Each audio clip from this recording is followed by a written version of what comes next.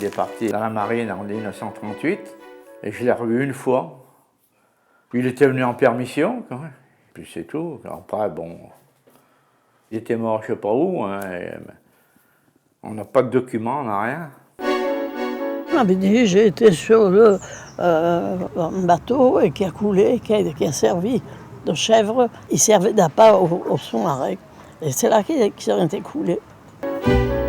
I think it was set up in secret to have convoys which would attract the U-boats away from the Allied landings in North Africa.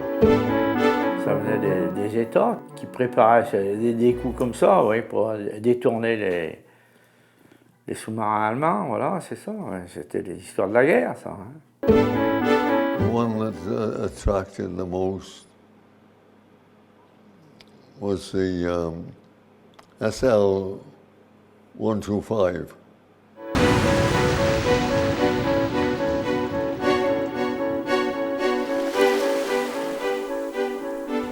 Bonjour, je suis Romain Legras, je suis océanographe.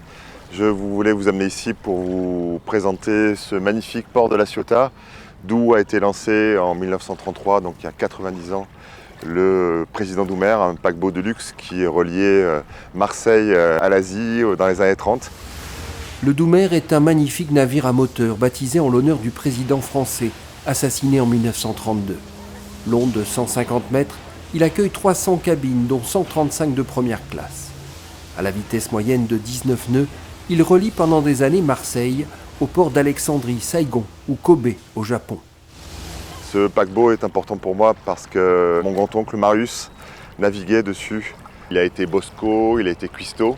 Mais lorsque la France capitule en 1940, il est confronté à un choix lorsque le bateau est réquisitionné par les Anglais en Égypte, à Port Saïd, et il décide de rentrer en résistance auprès des Anglais et des FNFL.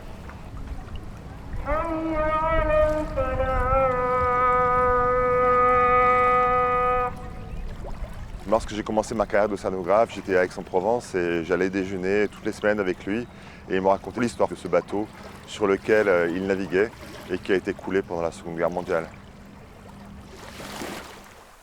Lorsque le paquebot est réquisitionné par les Anglais, sur un équipage de 400 marins, seuls le commandant, 5 autres officiers et 68 membres d'équipage choisissent de rester à bord et de combattre avec les Anglais contre les nazis. Marius était donc de ceux-là.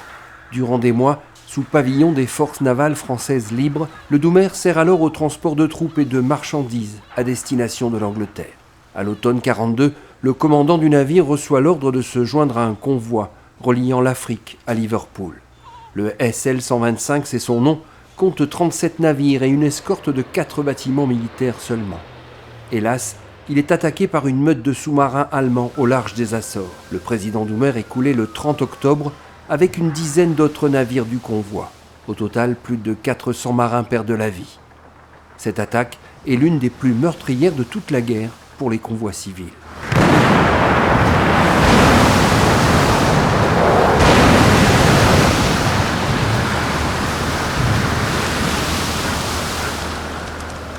Marius m'a toujours raconté que ce naufrage n'était pas un hasard et que le convoi, et donc le paquebot, avait été sciemment lancé vers les sous-marins pour faire passer un autre convoi beaucoup plus important, celui de l'opération Torche, qui devait être un tournant de la Seconde Guerre mondiale. L'opération Torche. En ce mois d'octobre 1942, c'est une flotte immense qui s'étale sur plus de 40 km dans l'océan. 340 navires qui doivent débarquer 110 000 hommes sur les plages du Maroc et de l'Algérie. Coïncidence, l'armada de Torche quitte les côtes anglaises et américaines au moment même où le SL-125 s'éloigne de Freetown au Sierra Leone et met le cap vers l'Europe. Sans le savoir, le Doumer et les autres navires se dirigent vers la meute de sous-marins allemands qui les attend plus au nord. Ces derniers ont en fait été avertis par leur commandement qu'un convoi doit passer dans les environs. Le 27 octobre, le sous-marin U-203 repère et torpille un navire britannique du convoi. La suite est un véritable massacre. Le président Doumer est le plus gros des bâtiments coulés. Il plonge dans l'Atlantique avec à son bord 260 victimes. Et lorsque les navires de torche se présentent dans la zone, la voie est libre. Américains et Anglais parviennent sur les côtes d'Afrique du Nord sans même avoir vu l'ennemi. Pour que l'ennemi ne soit pas là, il a fallu faire diversion, et c'est donc le but du convoi SL 125. Un des secrets de la Seconde Guerre mondiale, c'est donc ce petit convoi qui semble anodin, qui est à peine mentionné dans le livre d'histoire, mais qui en fait va permettre à cette opération de torche de se réaliser. C'était donc la conviction de Marius, c'était celle aussi du commandant anglais du convoi, qui quand il est arrivé à Liverpool a été félicité par Churchill, et il s'en est étonné. Il a dit: comment ça se fait qu'on me félicite alors que j'ai perdu 11 navires dans cette opération. Si Churchill l'a félicité, c'est que cette opération était, de notre point de vue, et du point de vue de beaucoup de gens, de nombreux historiens aussi, était évidemment prémédité. Mais ça n'a jamais été avoué ni officiellement démontré. Cette enquête avec Romain, nous avons décidé de la faire après des années de réflexion.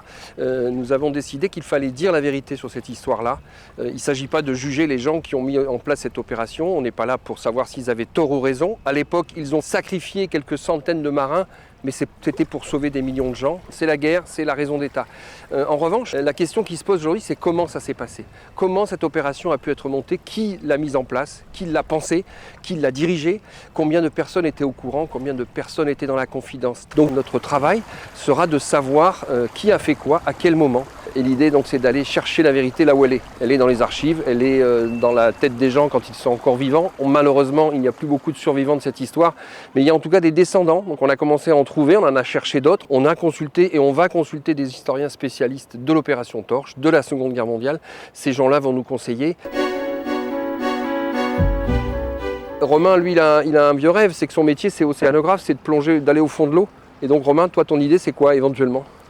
C'est vrai que l'idée ultime, l'idée absolue, c'est en parallèle, ou une fois qu'on aura résolu cette enquête, ça serait d'aller chercher le bateau, d'aller faire des images à 3500 mètres de fond, afin de, pourquoi pas, déterminer les conditions du naufrage exact, voir dans quel état est le bateau, pourquoi pas remonter des objets afin de créer une exposition itinérante.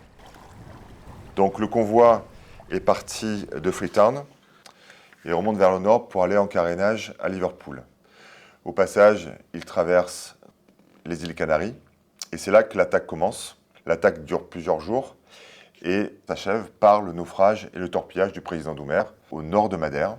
On a le dernier SOS du navire et donc on est sur des fonds à peu près entre 1500 et 3000 mètres de fond sur a priori la pente d'un volcan sous-marin.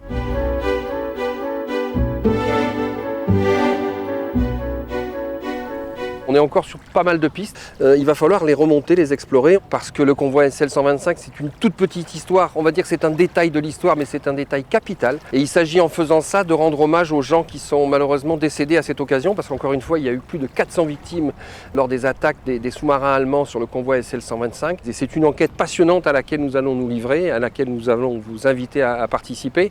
Nous allons faire ça avec vous. Vous allez être nos complices. Vous allez peut-être même nous donner des informations. Nous avons donc besoin de votre aide et de vos conseils pour faire ça. Donc croisons les doigts pour qu'ensemble nous puissions élucider ce mystère.